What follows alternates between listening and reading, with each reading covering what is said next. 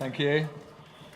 Okay, so we've only got time for a couple of presentations over this next couple of hours that we've got left. So we'll begin talking about the most abundant mineral required for plant growth, of course, nitrogen. And unfortunately, because it is obviously so important, it also happens to be the most misused and abused of all minerals, because it's one of these minerals that if we put the right amount on, that's good, but because it's good, we tend to put more on, and we call that the moron approach, if you understand what I mean. And there's a price to pay when we do that, and we'll talk about a bunch of things about how we can manage nitrogen more efficiently. So, really important mineral, plant protein, 16% comes from nitrogen, but of course, it's all about photosynthesis, and nitrogen is the most abundant mineral in that green pigment, the green leaf. So we do need to look after it if we want to photosynthesize, and the better we do that, the more money we make. And that's why we've got so excited about nitrogen and sometimes misunderstood how to use it. So nitrogen management becomes one of our most important issues when we say, how can we build profitability and sustainability together? So we're going to talk more about this mineral. When we talk about sustainability in nitrogen, the first thing to realise is that excess nitrogen, not only has it contributed 80% from agriculture to a gas in the atmosphere that is 310 times more thickening of the blanket that traps the heat and changes the climate, and most of it came from agriculture, but the secondary effect is that excess nitrogen burns out organic matter. As we said, for every kilogram over and above what you need, 100 kilograms of carbon goes up into the atmosphere as CO2. We also have, if we mismanage nitrogen, the issue of nitrates, a known carcinogen that now have contaminated every waterway, all groundwater and all drinking water. And we mentioned how nitrates work. They remove oxygen from the blood. And we mentioned Professor Otto Warburg's Nobel Prize-winning discovery that anaerobism, low oxygen in the blood, is the root cause of cancer. And also we've got the issue of the other side effect of mismanagement of nitrogen is that the form of nitrogen, there are two forms of nitrogen. Let's talk about this. There are two forms, ammonium nitrogen and nitrate nitrogen. And in a soil test, the correct balance is to have 1-to-1 ratio. What we're looking for is never any more. The maximum amount is 20 parts per million in the soil of ammonium and 20 parts per million of nitrate. That doesn't mean you need that much, but that's the maximum amount. You can do quite well with 10 parts per million of each, but 1-to-1 ratio in the soil. But in the plant, it's a different story. In the plant, we want to see 3 parts ammonium to 1 part nitrates. And that is the healthy, resilient plant. And it's much more important than most, even ag scientists, but certainly most consultants have realised, if you want resilience, we want plants that can fight their own fight, plants that can bounce back from stress and climate extremes. And a big part of that story is that ratio, 3 parts ammonium to 1 part nitrate in the plant. And what you need to know is that you will never, ever even get close to that ratio unless you're getting a significant amount of your nitrogen from where you were supposed to be getting it from. And where is that? Above every hectare on the planet is 74,000 tons of nitrogen gas, the most abundant mineral in the gas in the atmosphere. 5,000 truckloads of urea equivalent sit above every hectare. And that was supposed to be a substantial source of nitrogen for our crops. The free gift, not from a bag, but a lot of it, not all of it, but a lot of it from the atmosphere. But to do that, you need to have certain things in place. And the most important of 5 things that you need to have right, the most important, you must have 0.5 of a part per million of a little mineral called molybdenum in your soil. Who tests for molybdenum here? One person, 2 people, 3, 4. 4 people out of 90 test for molybdenum. We test molybdenum in our soil test in 55 countries 85% of the soils we test are deficient in molybdenum. Now, here's why you need to test for molybdenum. To access that free gift, those 5,000 truckloads of urea, organisms in the soil called nitrogen-fixing organisms make an enzyme, and the enzyme is called nitrogenase. Now, you're thinking perhaps of the little organisms that live in the little nodules on legumes, and you're thinking, yes, that's nitrogen fixers. Yes, that's half of them. The other half are free-living, Azotobacter, Clostridium, a whole range of organisms who live around the roots waiting for their feed of sugar. In return, they make this enzyme. Both groups of organisms make nitrogenase, and that enzyme allows the gas to be converted into ammonium nitrogen to give us the good 3-to-1 ratio, ammonium nitrogen in the soil. That enzyme, called nitrogenase, is made from molybdenum and iron. Now, iron is the most abundant mineral in the universe, and sometimes in cold conditions it can lock up, but molybdenum is simply deficient in 85% of the soils we test. You need to look at it and you need to fix it, and that's just one of two very good reasons that you need to look at molybdenum. And the second reason, when nitrogen, particularly if you've used urea, most of the nitrogen converts through to the nitrate form and enters the plant and stores on the leaf where it needs to be converted to proteins. We don't want to be eating nitrates. We don't want our animals to be eating carcinogenic nitrates.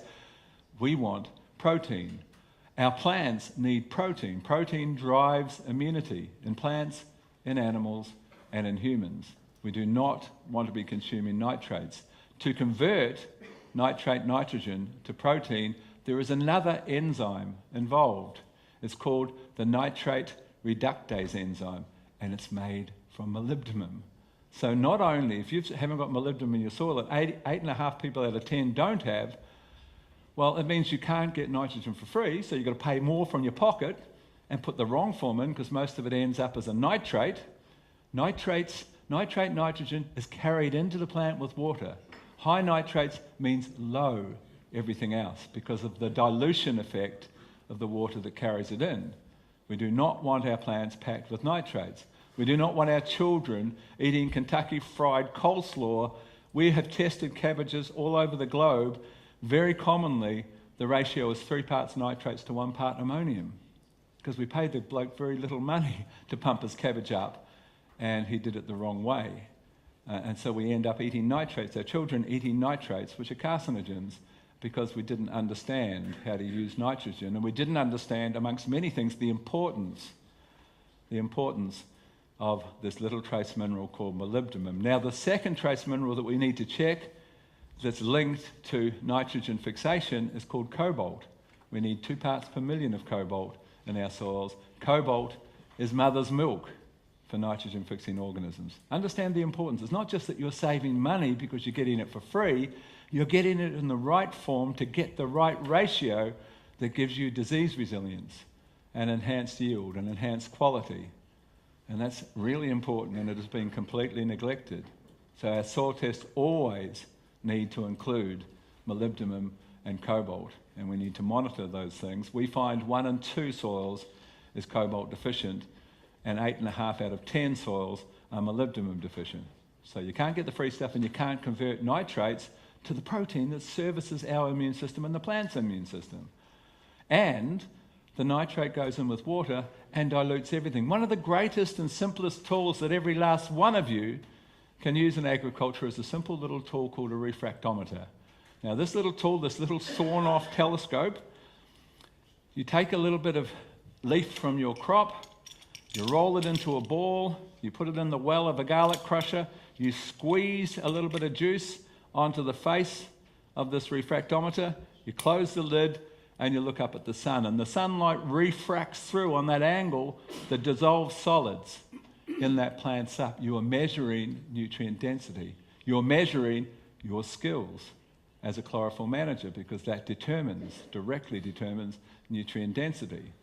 And it is a direct and incredibly accurate guideline of the quality, the yield potential, the likelihood for disease, and probably most importantly, the likelihood for insect pressure. because it is a direct read of whether or not you've overdone nitrate nitrogen, because you will always, without exception, have low Brix levels. That's what it's called, that's what you're measuring, Brix levels between 0 and 32. The aim is to always have Brix levels on every crop except root crops above 12, and the higher the better, but you will never get close to 12 if you've got high nitrates.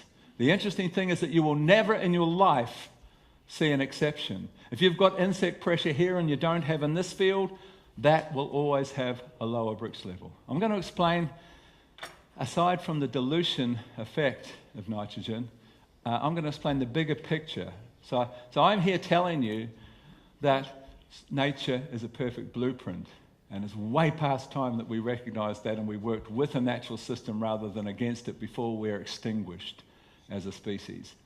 So if we acknowledge that it's a perfect blueprint, and it was actually put here for us, it's a little egocentric, but we're not just another animal, in my belief anyway. It was here, and we were supposed to learn how to work and nurture that beautiful, perfect system. And if that's the case, you might say, well, why would God, or whoever you think did it, what was the roles of sap-sucking insects that come in and ruin our crop and our capacity to farm clean, and we've got to poison our food and poison our children and poison our soils because of it? How can that be a perfect blueprint? What do they do, these insects? What's their role?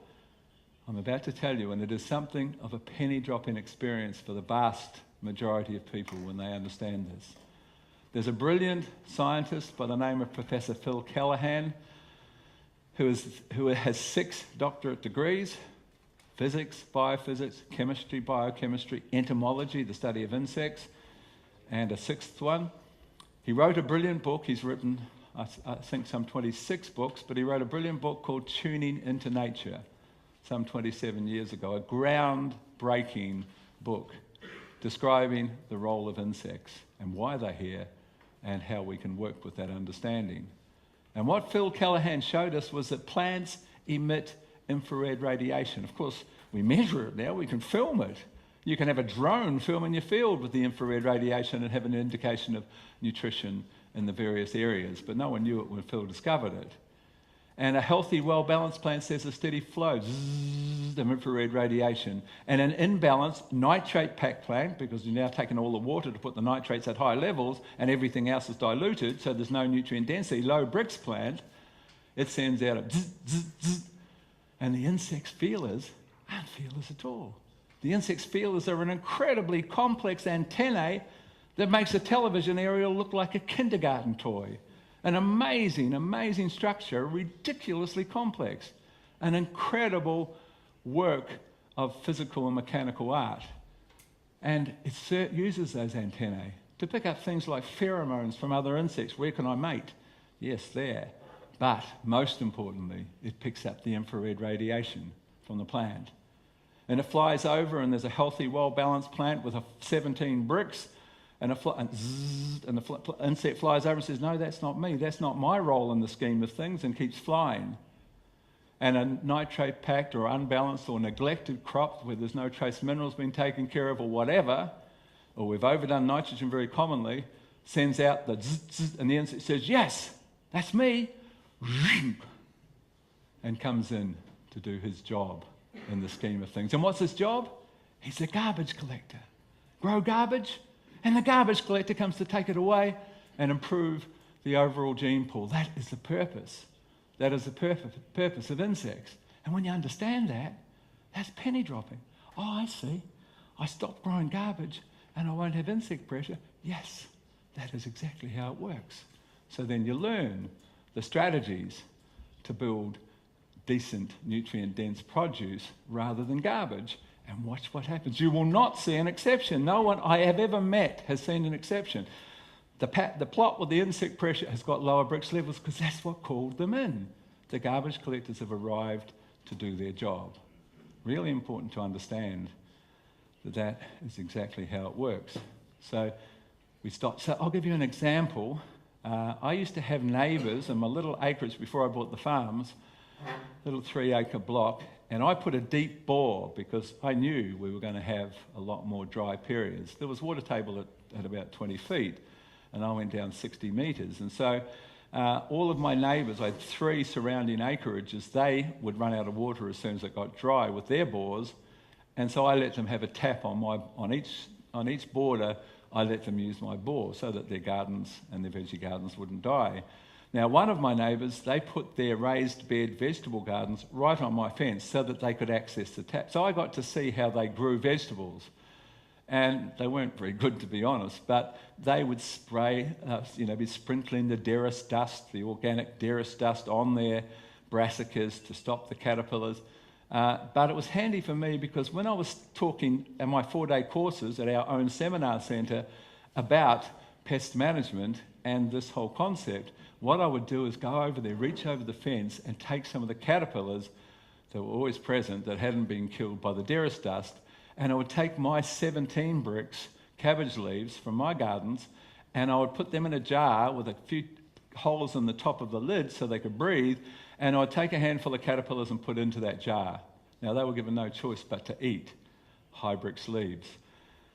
Put the jar here and continue to talk about pest management. By lunchtime on that day, every time, and I did it many times, by lunchtime, all of the caterpillars are dead. Why? Because when they eat Hybrix, high sugar, as part of bricks, leaves, it turns to alcohol in their gut and it poisons them. Nature is about reproduction. The mother would never have chosen to lay an egg when you're only there for reproduction. That's what you're doing there. You don't lay an egg on a leaf that's going to kill your babies. You go somewhere where it's a low bricks plant that they can eat, which is what they'd done. Their bricks, the neighbour's bricks, was 4. Mine was 17. I had no caterpillars, no problems at all, and you don't at that bricks level. And when they had no choice and had to eat it, the sugars turned to alcohol and killed them. And that's a wake-up call to understand that is how nature works. You work with a natural system and things change. You don't just say, I don't care how it works, I'm just going to chuck my chemicals on, because you're doing more and more of that each year for less and less response. You can't keep doing that. We do need to change. And there is a science behind that change that is much more real science than what we've been doing. So I'll continue. So, excess nitrogen burns out carbon. Nitrates contaminate waterways, are one of the primary root causes of cancer. Excess nitrates, because of the water that carries it in, encourages pests and diseases who arrive to clean up the garbage. You will never raise bricks levels and gain pest and disease resistance if you've got high nitrates. You have to manage nitrogen, because otherwise it's watery and it's garbage, and insects and disease will turn up to take out the garbage. And that's a very simple understanding for you, and you do need to recognise that. So, talking about nitrogen and profitability, we lose about half of what we put on. Most people think, I grew the crop on so many bags of N. No, you didn't. It's just supplementary. Most of the nitrogen came from elsewhere. And if you can manage the elsewhere better, you'll use less from the bag. So what is the elsewhere? The atmosphere we mentioned. Not just fixation by organisms who convert the gas to ammonium nitrogen, but when it rains and there's an electrical storm, that huge amount of gas, when the lightning passes through it, it oxidizes some of the nitrogen. The reason that you see a nice green flush following an electrical storm is because the raindrop contains natural nitrate nitrogen from oxidizing some of the gas and turning it and creating nitrogen in the rainwater. That's why it's always better when you see lightning in an electrical storm, say yes, because you're going to have green paddocks 2 days later. You got nitrogen for free from the atmosphere. So that's one of the sources, fixation and from electrical storms and raindrops. But the other thing is recycling crop residues. Remember, we said that protein is 16-17% nitrogen, and when those residues are there, we want to convert that back into usable nitrogen in the soil. We want to have that happening constantly throughout the soil food web. We need to have the organisms present that cycle nitrogen. We mentioned bacteria. We mentioned bacteria with a 5-to-1 carbon to nitrogen ratio. Now, here is how it works in the soil biology. If you're a protozoa, your main role in the soil, protozoa, these little creatures in the soil, is to eat bacteria. One watermelon-sized protozoa eats 10,000 pea-sized bacteria every day of the week. And what's the purpose of that?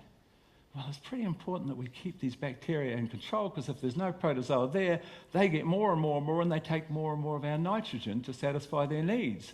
They eat at the table first. What we need to have, we now understand scientifically in our soil food web, we need protozoa, because here's how it works. A protozoa has a carbon to nitrogen ratio of 30:1, which means he's got to sustain that or he dies, and all creatures have to do that. So when his main diet is bacteria, for every 6 bacteria, 6 times 5:1, 6 times 5 makes 30. He needs to eat 6 bacteria to get his 30 units of carbon 24/7. 6 bacteria, but you only want 1 nitrogen, because you're 30:1 and he's 5:1. So you've got 5 spare nitrogens after eating the bacteria. So you spit out the 5 spare nitrogens, either as ammonium nitrogen or sometimes as complex amino acids. You go 5 times into soil solution. And the plant says, "You beauty," and sucks up that recycled nitrogen. If you're a nematode in the soil, and remember that 20% of them are bad guys, but 80% of them are really important creatures that you don't want to kill off with your nematicide, then your role, amongst other things, is also to eat bacteria. But to get your numbers, because your carbon to nitrogen ratio is 100:1, then you've got to eat 20 times 5 makes 100, but you only want 1 nitrogen. I won't do it, but you've got to spit 19 times to get rid of that excess nitrogen. And the plant says, "You beauty," and sucks up the nitrogen recycled constantly from the nematodes and the protozoa. But if you've killed your nematodes and your protozoa, and the greatest way to do that is a nematicide, because here's an example of a bankrupt system, and how we can shoot ourselves in the foot if we're not working with nature. We'll look at methyl bromide. I talked to the Dole Corporation in California, and they said we used to use methyl bromide every 2 years, then every 18 months, then every 12 months, every 9 months, every 6 months. At 3 months, things got out of hand. And the New York Times Dirty Dozen list, which has been around for 20 years or 17 years, where they analyse all the fruit and vegetables in America, and they tell you which are the 12 most toxic in terms of chemical residues. In all countries, the fruit that tops the list every time, just so you know, for your children's sake, is apples. Apples always top the list. But 2 years running, strawberries beat apples. Apples were number 2 because of the methyl bromide, and that led to the banning of methyl bromide. Why is it that you started at 2 years, 18 months, 12 months, 9 months, 6 months? Why was it that unsustainable? Here's why. The natural control of root knot nematodes, the most destructive of all pests, the natural control mechanism number 1 are the nematodes called predatory nematodes that gobble up root knot nematodes all day. Number 2, mycorrhizal fungi who pour out a chemical that's toxic to root knot nematodes. And number 3 are called nematode trapping fungi. They're fungi that have to grow your hyphae, as much as one fungi can cover a football field, you need protein. So the way to get your protein is that you make little nooses. You take your little hyphae and you make a noose out of it, and out of the noose you pour this delicious smell. And a nematode is blind, a root knot nematode, and he follows heat and scent like a heat-seeking missile. And he smells this delicious smell, and he feels the warmth of a living thing, and he thinks, yes, that smells like food, and he puts his head through the noose, and doink, he's trapped. And the fungi takes its other hyphae and drills into his sides and sucks his guts out and gets its protein. And that happens every minute of every day in your soil if you've got nematode trapping fungi present. Now, what does the nematicide? All of them do. Yes, it does kill root knot nematodes, but it also kills all the other nematodes, including the predatory nematodes that eat root knots. It kills all mycorrhizal fungi, and it kills all nematode trapping fungi.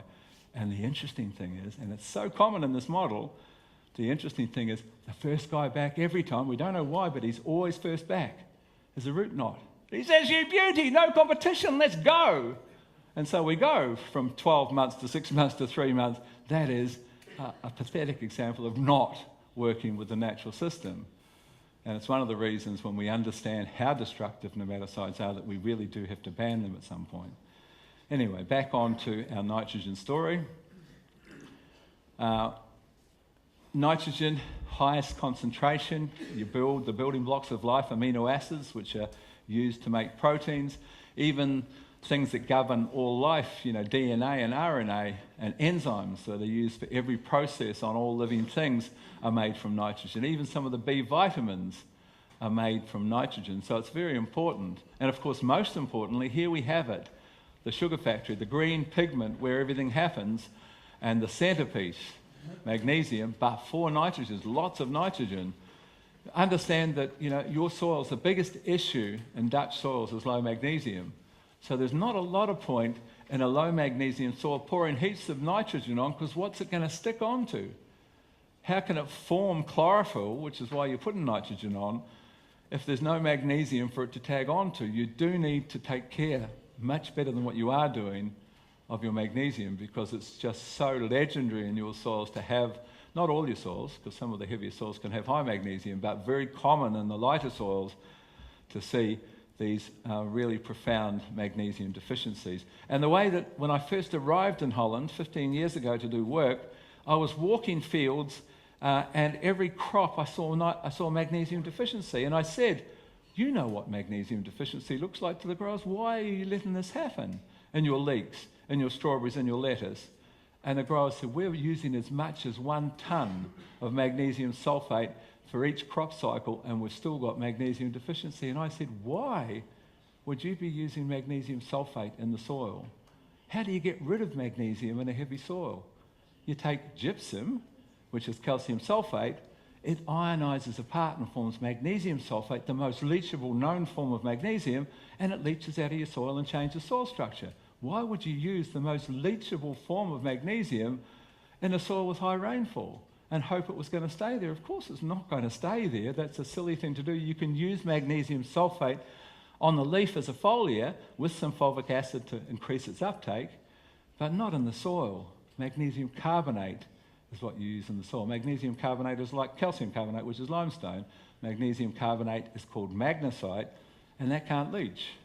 And that's how you address magnesium deficiencies in the soil. So we do need to look at magnesium before we put on heaps of nitrogen, because it simply needs magnesium for it to work properly. So the deficiency symptoms of nitrogen, you've all seen them. The yellowing of older foliage. Now this is important to understand this very simple thing about nutrition. There are minerals that are mobile and there are minerals that are immobile. The most mobile minerals are pretty easy to remember. NPK are the 3 most mobile, and second, a part of the group, are the 2 M's. That's magnesium and manganese. So those 5 minerals, NPK and the 2 M's, are very mobile in the plant. And very mobile minerals, you will see the deficiency in the older foliage, always, or mostly always.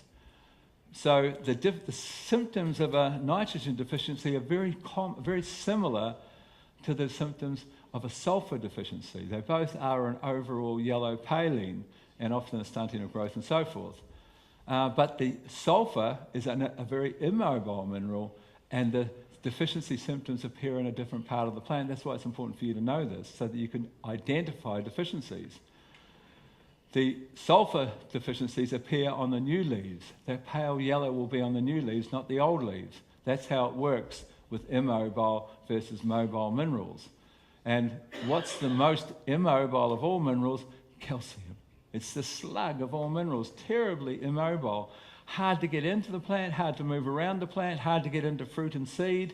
And that's why foliar spraying calcium is one of the best strategies you will ever see. Understand that foliar spraying anything is 10 to 15 times more efficient direct route into the plant than the soil.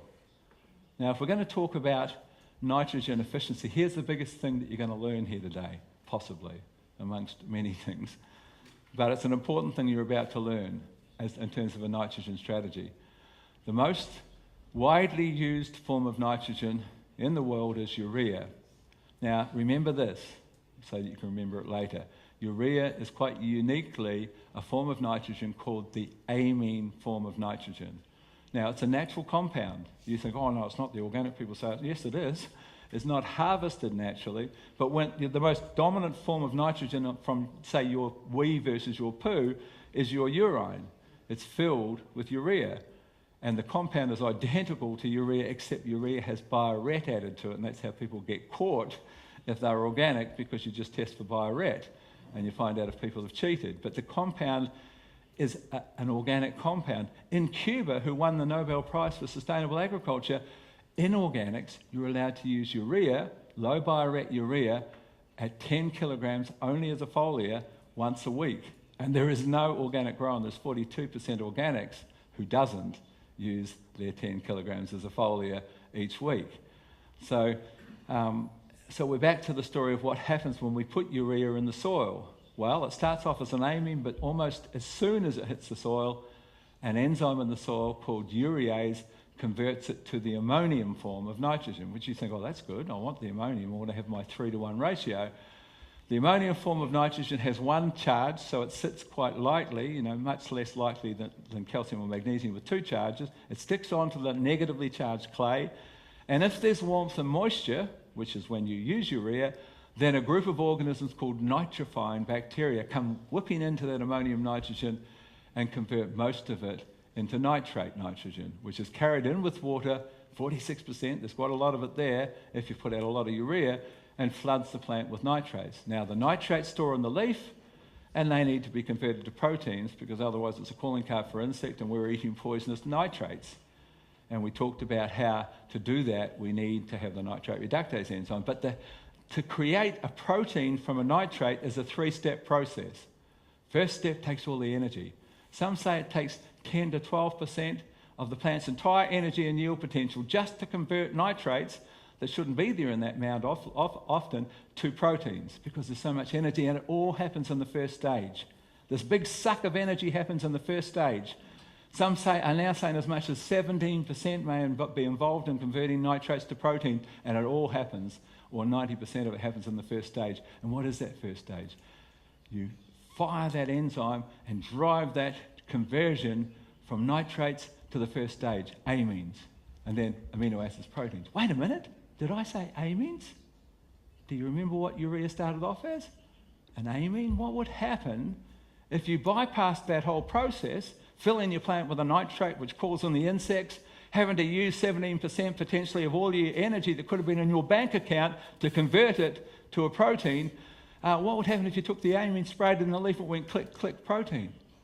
12 to 15 times more efficient, because that's how foliar spraying is. Would that be better? Yes, much, much better. Ask the Cuban organic growers who get to use 10 kilograms of urea as a foliar. It is the absolute best known way of applying nitrogen to a crop, is foliar spraying as urea, always included. You put a little bit of humic acid, which creates a stable, much better absorbed form of nitrogen called a urea humate. They bond instantly, and the urea humate is now uptaken about a third more than even the mobile normal form of nitrogen. So you get this. Here's one of the things that humic acid offers you. And once you've used humic acid with your fertilizers, perhaps in a granular form, if you're a cereal grower and you just put a little bit of humic acid granules with your NPK or your DAP or your MAP, here's what's happening with the humic acid. There are 9 published papers that have quantified this phenomenon. It's called cell sensitization. And what happens is that the nutrients move into the cell through the cell membrane, this little layer inside the cell wall. And the cell membrane becomes more permeable, so it can suck up about 1/3 more if it's combined with either humic or fulvic acid. That's what cell sensitization is. You suck in more. You can put fulvic acid with glyphosate and use 1/3 less, because you suck in 1/3 more glyphosate. That's pretty good if you're trying to save money and become more sustainable and get rid of that chemical, a little bit less of that chemical into your soil. You can put it with phosphorus acid, as some of the fruit growers do, if they're foliar spraying it, which is a natural, not a natural, but it's a fungicide that's not actually a bad one. And that's sucked through and translocated better by about 1/3. Everything you combine humic or fulvic acid with is uptaken 1/3 better anything. Systemic fungicides, I hate that, but you could. But mostly fertilizers or anything you want to get into the plant. So that's what you include with the urea. You could put fulvic acid, but that's more expensive. Urea happens to be compatible, and it's not compatible with a lot of things. Humic acid is not compatible. Fulvic acid is compatible with everything. Humic acid is quite alkaline, and anything acidic makes it drop from solution. So you add humic acid to urea because it's got the right pH and it's perfect. And so you foliar spray your urea and humic acid, you get this great response. I'm going to tell you a trick now about maize, because there's quite a few maize growers here. This is some independent research actually conducted at 5 different American universities about 7 or 8 years ago. Every plant is there for one reason, to reproduce. You can take a corn seed, a maize seed, and flick it down into some beach sand, and it will grow its roots from here to that board, frantically trying to create a viable seed, because that's what it's there for. Now, corn plants, maize plants, they only ever produce rows of kernels on that cob in even numbers. 2, 4, 6, 8, not 3, 5, 7, always in even numbers. And that corn seed that you threw into the beach sand finishes its job, pretty small stubby plant, with a little cob with 4 rungs of kernels on it. But that's all viable seeds. It limited the number of rows so it could reproduce, and that seed would be viable, and it had done its job on this planet, produced something reproducible. And that's the deal. So the corn plant is the most widely grown plant on the planet, where there's 23 million hectares of mostly GM soy, for example, just in Brazil alone. But we've got Canada, we've got the US, we've got South Africa, and so forth. We've got massive areas globally of maize and corn. So it's the most well-researched of all plants, and this is some very interesting research that I'm sure most of you have never heard before. It's been discovered that the corn plant is capable of actually somehow making decisions. 5 weeks, I want you to remember this if you're a maize grower, 5 weeks after spiking, so you know what spiking is, the seedlings come out of the ground, 5 weeks to the day after spiking, the corn plant somehow analyzes how much green, how much chlorophyll have I got here, because I need to make a decision right now at 5 weeks on how many rungs of kernels I'm going to put on here, because the big drawdown for sugar in any season with any crop is to make seed.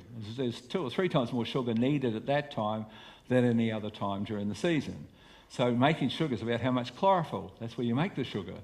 And so the corn plant decides, and what you do so that you can actually manipulate this situation for your benefit, 4.5 weeks after spiking, you come in with as much as 20, some only use 12 to 15, but there are growers that use as much as 20 kilograms of urea as a foliar spray, always with humic acid to buffer, because it's a bit burny if you put as much as 20 kilos there. So you buffer it with a little bit of humic acid, and you foliar spray the urea at 4.5 weeks. The amine, direct injection. 3 days later, the plant's green, and the corn plant says, yes, I've got plenty of capacity, and you get the longest possible cob that you could achieve. Now, at 9 weeks after spiking, the corn plant, we now know, makes another decision. So remember 5 weeks first decision, so you come in at 4.5 weeks. At 9 weeks, it says, okay, I've got my first one, I did that, I did a pretty good job for reproduction. Can I afford to put a second cob on? How much green is here now to produce sugar to fill that seed for a second cob? And you make sure that there's enough green, because at 8.5 weeks, you come in with your foliar spray of the amine, directly converted, and green that plant up in 3 days, which is what it does. And at 9 weeks, the plant says, yes, I'm putting another cob on, and you just doubled your yield. And that has been an incredible money-making strategy for a lot of farmers we work with around the globe, and I suggest you give it a try. So, but of course, urea as a foliar spray can be used in any crop, not at 20 kilos per hectare. Some people used to use in vegetable crops 5, 7 kilos, and as high as 10, always combined with humic acid. But understand what you're doing. You're delivering the amine form, which means very simply it's converted to amino acid protein without all the energy that's involved if it had arrived as a nitrate after going through the soil and the plant.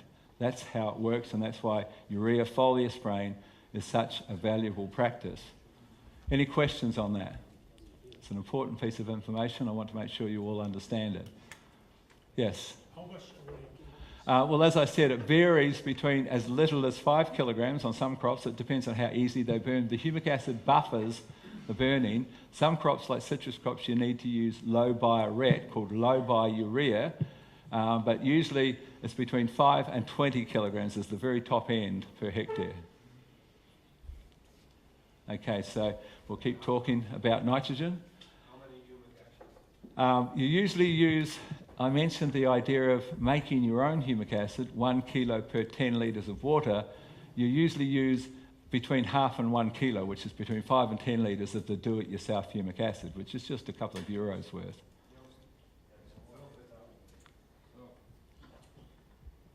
Translate the question, maybe. The question was what was the question, sorry? Oh, yeah, how much humic is involved to be included? And we use between the soluble granules, between half and 1 kilo. If you've converted the granules to liquid yourself, 1 kilo makes 10 litres. So you're using between 5 litres, which is half a kilo, and 10 litres, which is 1 kilo at 10 to 1, if you've made your own tank of do-it-yourself humic acid, which is the very cheapest way to do it. And that's the kind of rates that you combine with your urea. You actually get a separate fertilising effect just from the humic acid because it's a fertiliser in its own right, but it's important to buffer so you don't get a nitrogen burn. If you do it by itself, sometimes you can burn the leaf. Okay, we'll continue. So as we mentioned here with nitrogen toxicity, it can burn, but more likely is what it does to other minerals. If you overuse nitrogen, the first thing you shut down is the most expensive of all minerals, potassium. And if you shut down potassium, there's quite a big price to pay for shutting down potassium because potassium is the money mineral. Potassium is the mineral that makes your money because potassium sizes up grain, sizes up root vegetables, sizes up brassicas and fruit. Potassium delivers sugars into things, translocates sugar into things to size them. So it makes it, think of potassium always as the money mineral. I'm about to share with you another very important thing, if you can remember it. And here's the trick.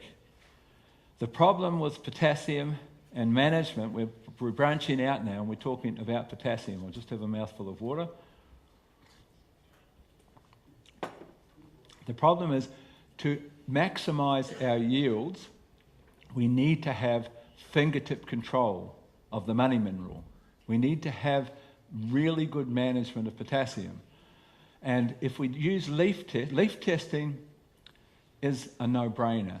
Leaf testing is just saying, what do you want, plant? Oh, that's what you want. Okay, here it goes. As if you're not going to make more money by having that kind of precision in your nutrition. You have to use a leaf test, ask the plant what does it want and give it to it. You're going to make more money. Leaf testing is just a no-brainer. People who leaf test wouldn't even dream of not doing a leaf test. It's just like driving blind without a leaf test. But the problem with one mineral in a leaf test, potassium, is that when you take a leaf test, you take that leaf test from the first fully developed leaf. So you've got the new growth, and you've got the first little leaf and a bigger one and a bigger one. The first one that's about the size of the other leaves, that's called the first fully developed leaf. And that's the leaf you always take. And you take it from a few plants, that same leaf, and you put that in a bag, and you send that to the lab, and you measure what the plant's got. But the problem with potassium is the most mobile mineral, more mobile than nitrogen, which is the second most, which means it rushes round and does what it needs to do. And if you've started to run out of potassium, potassium leaves the lower leaves and rushes to the top to size the fruit or size the grain on your cereal. And for growing tips, potassium is needed. And so you measure your leaf from the top and you say, oh yeah, I've got plenty of potassium, and very often you don't. So here's the trick that gives you reclaimed control of potassium management. You buy yourself a little meter that looks like this, and I haven't got one here that's pink. This is a nitrogen meter, but the pink version of this is a potassium meter. You take your garlic crusher, you squeeze a little bit of juice onto the 2 points here. It takes 3 drops, drop, drop, drop. You measure the lower leaf, and then measure the top leaf, the first fully developed leaf, and they need to be the same. As soon as there's a 10% variation, the lower leaf has started to drop, as soon as there's a 10%, you're in there with potassium. And that simple thing, you can do it in 1 minute, and you know where potassium's at. It has to be the same on bottom, top leaf. And as soon as if you didn't do that, by the time it's reached the top of the plant and you start seeing deficiency symptoms, or do a test and say, oh yeah, it's been a month. And you say, oh, I can catch. No, you can't catch up. You can never catch up with potassium. You lost yield. You lost profit every time in your potatoes, in your root crops, in your cereal crops, in every crop. If you ran out of potassium for a month, you lost yield you can never make up. You've got smaller stuff than you should have had. So understand it, and that's the trick. So easy. Top leaf, bottom leaf, soon as there's a variation, in you come with some potassium. That gives you. How often per week? Most of our guys in intensive products do it every week, just once a week. They just check once a week and you'll catch it, if it happens, it starts to happen, you'll see it immediately.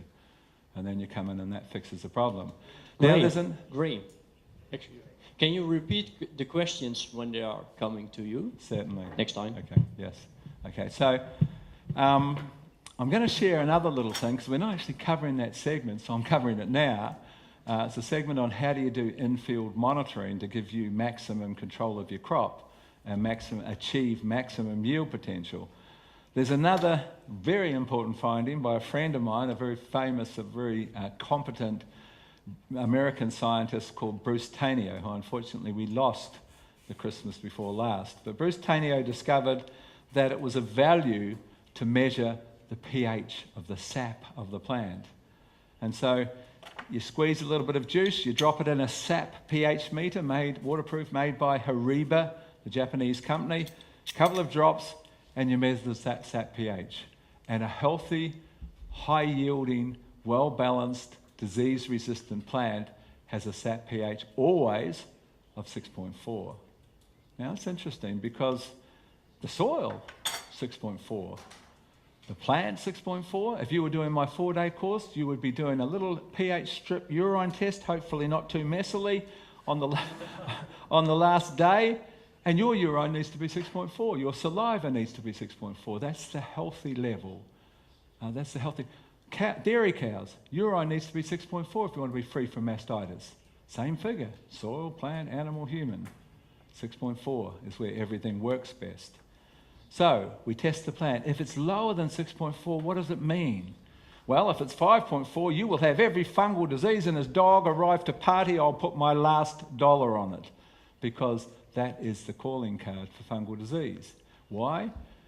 It means that you're lacking one of the alkalizing minerals, the same 3 major alkalizing minerals that govern soil pH. What are they? There's actually 4. Calcium, magnesium, potassium, and sodium are the 4 alkalizing minerals that raise your pH in your soil. If you're lacking them, you put them into your soil. Same story in the plant, but sodium's not really part of it very often. It's usually just 3 minerals. Here's how you test. Here's how you test.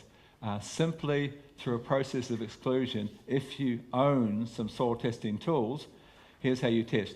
You measure your crop, your wheat, your potatoes, or whatever, with the sap pH, and the pH comes back at 5.4. Now you know you're lacking either calcium, magnesium, or potassium, or maybe 2 of them. So here's what you do. The second test you do is take some of the same drops of fluid and drop them onto your refractometer. Now we mentioned that you're measuring dissolved solids, but I didn't tell you another neat little trick or use for a refractometer. When you look through a refractometer, when the light's refracting through, you see 2 halves of a circle. And when where the line halves that circle, there's an axis of 0 to 32 bricks. And when the line joins that axis, it's either 4 or 6 or 10 or 20, and the higher the better. But that line should never be sharp and distinct. The line that crosses, I'll show you, perhaps I'm going to show you in the next presentation. If the line is really sharp that runs across halving the circles, if it's a sharp line, that is a calcium deficient. This is a calcium meter as well as a meter that tells you how good a grower you are. And so that's the most important mineral of all. After calcium, cell strength, disease resistance, calcium. And so if it's sharp, you need to come in with some calcium. So first thing you're going to do is look the same plant, same sap, look through, and it's nice and fuzzy. That's what you want, a really fuzzy line. so indistinct you can hardly even tell where it hits the axis. That means good calcium. And that's what you see. So you know it's not calcium. So now you've got two minerals left, potassium and magnesium. So you take the pink version of this that I mentioned earlier, and there's guidelines for every crop. And say your maize crop needs to be 2,200. You drop a couple of drops, you look at the screen and it says 2,300. It's not potassium. What is it? It's magnesium. It's the last one left. It means you've got a magnesium deficiency in your crop that has dropped your sap pH and made you much more likely to get fungal disease. So you correct it. You bring some magnesium sulfate with a little bit of fulvic acid and you foliar spray that onto your crop, and up comes the sap pH and down goes your disease pressure. When Bruce Tanio shared this information, this new finding, I went home to my research farm and I thought, well, I need to test this. So I grew some zucchini, you call them courgettes. And I rang some conventional chemical courgette growers, and I said, what kind of program do you use? They said, we use 350 kilos of NPK with a couple of trace minerals under the crop, and then we foliar spray a fungicide twice a week to manage powdery mildew, and so on. They told me the program. So I did 300-metre rows of courgettes with their program, the conventional program. And then we did soil test and leaf test, and we set the nutrition up on 3 other rows. And I sent the agronomy team, or one of the agronomists, out there twice a week. The farm's quite close to our depot, and checked and made sure that we kept it at 6.4. Well, 4 weeks into that crop, because we didn't use the fungicides, the conventional crop was smothered in powdery mildew. And right through that crop, I would go out there and grab these powdery mildew leaves and rub them all over the 6.4 leaves, right down the row, grab one, rub it in, and it couldn't get the disease. And to this day, 14 years later, having walked fields in 30 countries a year, I have never seen a crop at 6.4 with a fungal disease ever, and I don't know a consultant in the world who ever has. That's a pretty important finding. Keep your leaf at 6.4, you've got no disease. Really important finding. It's almost Nobel Prize winning stuff. But the interesting thing is, one of the biggest things that drops sap pH in the lower leaves is potassium having moved out of that leaf. It's the most common shortage we see. Where does the disease start in a tomato? Where does alternaria start in a tomato or potato? Lower leaves. If you're monitoring potassium, watch. When the potassium leaves that lower leaf because you started to run out, the sap pH drops because it's an alkalizing mineral, and in comes the disease. They always come into low sap pH. It's a big finding. It's a big finding to understand, to monitor your crop, if you understand these things. So I'll continue. We're back to, so you don't want to shut down potassium with too much nitrogen, and you don't want to shut down calcium, which is the second mineral that you shut down, and the third mineral you shut down is boron. And why is that important? Here is the story of boron.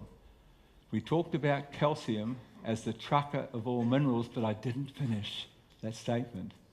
The completed statement is calcium, the trucker of all minerals, and boron, the steering wheel. Calcium doesn't do all the good things we've just talked about without boron. If you haven't got 1 part per million of boron in your soil, calcium doesn't strengthen cell walls. It doesn't increase quality. It doesn't reduce disease pressure.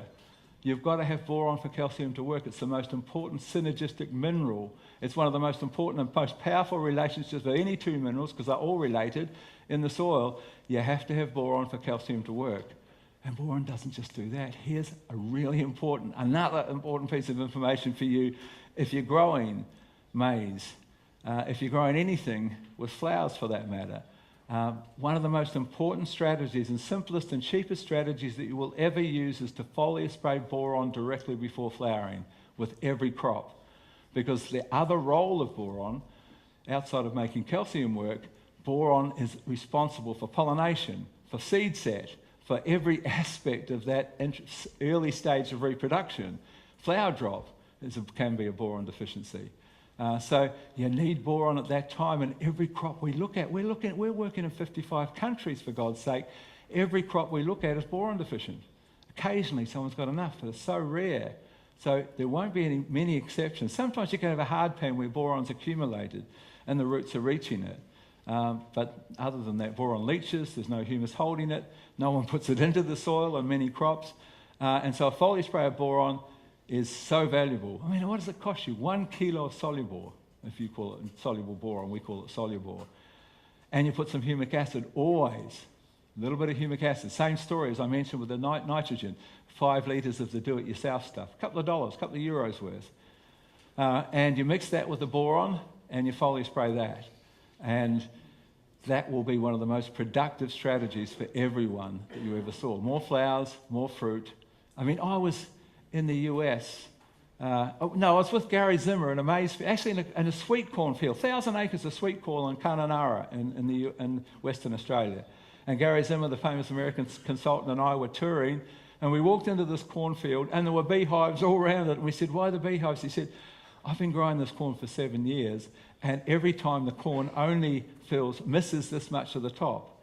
It's poor pollination. And so this year I thought I'd fix it, and I brought in all these beehives to improve pollination, but I've still got the problem." And we said, "That's not pollination, that's boron deficiency. That's what the most classic sign of boron deficiency is. You don't fill the head to the top. That's what always happens. Think about your crops and you'll know it applies." And we said, he said, "Oh no, I don't need boron." I said, we both said, "Yes, you do." He said, "No, I've got boron in my starter food." So we had a look, and sure enough, there was a little bit of boron in there, but it's light soils. There's no rain. They use irrigation from the Ord River irrigation system.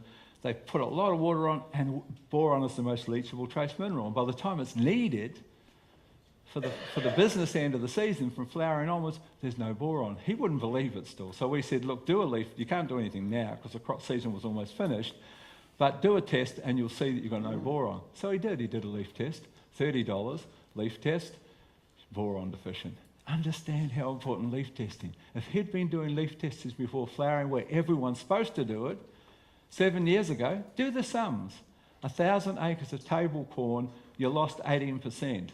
18% of 1,000 acres is about $600,000 times 7. Do you realise that's $4.2 million for a $30 leaf analysis? It's just a no-brainer. You do a leaf analysis before flowering, you don't guess at the business end of the season. And he would have seen immediately, "Oh, I need boron," and put boron and wouldn't have had that problem. It would have made 18% more yield for 7 years. And table corn's an expensive crop, a high dollar value crop in our country. Okay, so continuing. You have just 5 minutes. I better continue quickly then. But you've learnt lots of things that weren't in this, so that's the important part. So where do we get our nitrogen? From the atmosphere, from the recycling of protein, from recycling of organisms that contain nitrogen, and from fertilisers. And the smallest part that we get our nitrogen is the fertilisers, and most people don't realise that. So, we talked about fixation. I won't spend too much time since I've only got 5 minutes. We talked about how good it is when you see this. Smile when you see this. This is free nitrogen. Every time when there's an electrical storm, you're oxidising some of that huge amount of oxygen and nitrogen in the atmosphere and dropping it down on your paddock. This is obviously worth having the legumes, any kind of legumes in your pasture or in your crops. I mentioned how important it is to have, in cereal crops, to have an underplanting of 3 or 4 species of clover, because not only are they fixing nitrogen and giving it to your crop, but they're pouring out acids and breaking the bond between the 2 most important minerals for photosynthesis, phosphorus and calcium. 2 most important minerals for the most important process that makes you money. And here's a plant breaking the bond between locked up phosphate and calcium and delivering both, because it's there, because you've got legumes with your cereals underneath. You say, "Oh no, they're shaded." No, they keep growing. It doesn't cost you much to chuck in a bit of clover underneath the cereals, but it changes a lot. Do a leaf test and see how much it changes. You've got phosphorus and calcium, the most important 2 minerals, and nitrogen being delivered by those legumes. So we mentioned about how, we start off with the plant matter, the organic nitrogen in the plant. It turns up as ammonia. Some of it goes up as gas, and some of it turns into ammonium nitrogen. Then we had the nitrifying organisms that convert it to nitrates. The byproduct is hydrogen, which means it makes the soil a little bit acidic if there's a lot of that happening. But the big thing that we want to avoid always in every agricultural enterprise is this. This is called denitrification. What is this? Water's not supposed to be lying on your paddock, ever. If water's lying on your paddock, there's a reason. It's not just because, whatever reason you've given to it. The reason is poor soil structure that it can't drain away, poor calcium to magnesium ratio, and or poor soil biology. If you've got good soil biology, you've got little crumbs being made that opens up that soil and allows that water to drain away. If you've got good Cal-Mag ratio, you've got the big ball pushing apart the soil and letting that water drain away. So you have to fix those things so this doesn't happen, because when it does happen, the organisms under that water who must have oxygen always, because everyone's got to have oxygen, as I said, the most important single element is oxygen. When they haven't got oxygen, then they strip their oxygen from this. The nitrate nitrogen in the soil, the natural nitrates in the soil, if you take one oxygen, because you need to breathe, then you turn it into NO2, which goes up as a gas. If you take all three, you turn it into nitrous oxide, and that goes up as a gas as well, and so your paddock goes yellow. That's called denitrification. Now you've got to spend more money with nitrogen from a bag to get that crop green again, so you don't let that happen.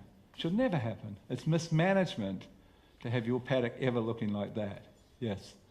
In our layer, they put things under the water because of the nematodes. They want to kill the nematodes. So that today, okay, so the question here was, in his area, they like fields to go underwater because they want to suffocate the nematodes.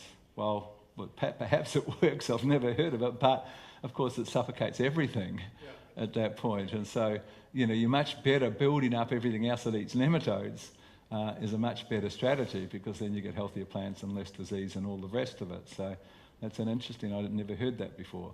Thanks for that.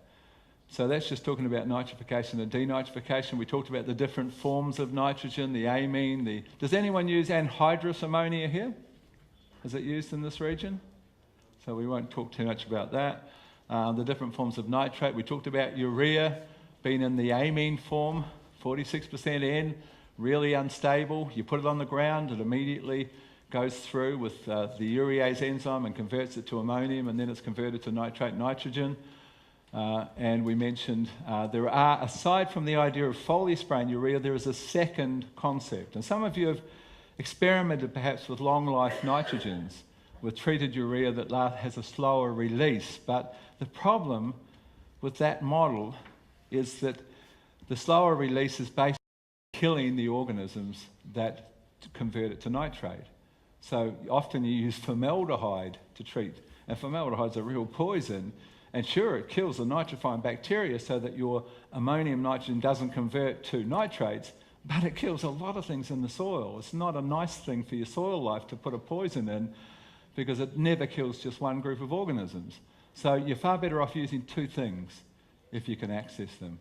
The first is a mineral called zeolite. I don't know if you've ever heard of that here. We've got mines in Australia with zeolite. But zeolite, here's what it looks like. It is a remarkable honeycomb material. It's quite cheap in our country. It's only $160 a tonne, and you don't need a lot of it.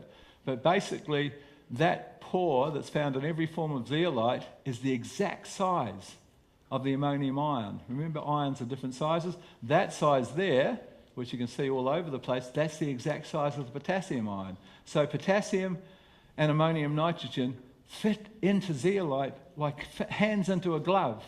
And when it's locked inside there, that little honeycomb, it can't convert through to nitrates. So you slow release it, and the plant can suck it out of zeolite. In fact, in NASA, they now have zeoponics. They just add all the nutrients into zeolite, and the plants take it out of zeolite. There's no water involved. It can absorb so much. So zeolite put under your crop's a great thing. The second thing, and probably the most popular use of humic acid, is to combine humic acid with either with your nitrogen or MAP and DAP. If you combine it with urea, you immediately, as they dissolve, you create a urea humate. Really good studies now showing that that's a great way to stabilise nitrogen. It can't convert to a nitrate. The plant can actually use it as a urea humate, and you've slow released, up to 60%, slow released your urea. And it's uptaken 1/3 better. It's just a no-brainer. You only have to do it once. You will never not include 5% humic acid granules with your nitrogen, your urea in the future. The second most popular use of humic acid granules, soluble granules, added at 5%, always at 5%, is DAP and MAP. Because the problem, as we mentioned, with phosphorus is that it has 3 negative charges and it begins to lock up within 24 hours, but within 6 weeks it's all locked up and you've lost your phosphate. Sure, you've got the early root growth, but phosphorus is twice as much more needed from flowering onwards, and you don't have it then. But if you combine 5% humic acid granules with it and you form a phosphate humate, it can't lock up. It can't grab calcium, can't grab iron. It's now a phosphate humate that the plant takes as it needs. I promise you sincerely, you do it once, half a paddock, you will never not do that again because it is so improved response with phosphorus. You get phosphorus all year then. Just try it. You can use less. In both cases, because humic acid increases uptake by a third, you can say, okay, I'm spending $20 on my humic acid per hectare, for example, 20 euros maybe. So I'm going to take off 20 euros off my fertiliser, my DAP or my nitrogen. You will always do better because your improved uptake is more than $20 worth of fertiliser. So it doesn't even cost you anything to try it. It's free. Just give it a go. Give it a go. Take off the cost of it off your fertiliser and watch what happens. All of our broadacre growers use it. They wouldn't not use it. In India, how do we get those yields? We put humic acid with a little bit of DAP. And they got this 21% yield increase. Just play around with it. It's one of the biggest growth things in agriculture. If you've not used humic acid yet, you've got to start playing with it to see what you can do. It's the biggest, most exciting growth thing in agriculture at the moment, yes. Yes, I mean, the other thing about humic acid, there is a form for the animal producers amongst you of humic acid that is actually humic and fulvic acid together that also combines trace minerals. It's called Stock Saver, and it is unbelievable in the animal. It improves feed utilisation. It's actually what's called a prebiotic. So just all the crazy things it does, stimulating things in the soil, it does the same thing in the rumen. And you get this quite dramatic increases in weight gain and increases in feed efficiency. And it boosts the immune system. Very good research from the University of Leipzig in Germany about what humic acid does to animals. But our product, Stock Saver, well, you know about it. Yes, it's a wonderful thing. So just keep that in mind, that you experiment. It does the same sorts of things with animal health. It actually does the same thing for human health. Google it. Have a look what fulvic acid does for humans. There's a whole big new field of science about what it can do for our health. Anyway, on that note, we'll have our break. Yes, Come back for the last session. Are there any questions at the moment? About? Yes. Just 1 minute. We go through truckloads of zeolite for dairy feeding, but how Okay. much would you put on a hectare for grass? Well, it depends on what you can afford, but ideally about half a tonne. But, you know, if you can get 100 kilos out when you have a good season every now and then, the thing about zeolite and what makes it so special... Once a year, half a ton? Yes. The thing about it is that it has no use-by date. Zeolite is called clinoptilonite, never breaks down. What you're doing with zeolite is you've added a third storage system that lasts forever. So you've got humus, you've got clay, and now you've got zeolite that never goes away. Pretty good mix. Yes. Dan pakken we even een bak koffie en dan gaan we gewoon weer zitten. Het is te interessant om weg te blijven. Dus dat gaan we doen. De koffie staat achterin klaar.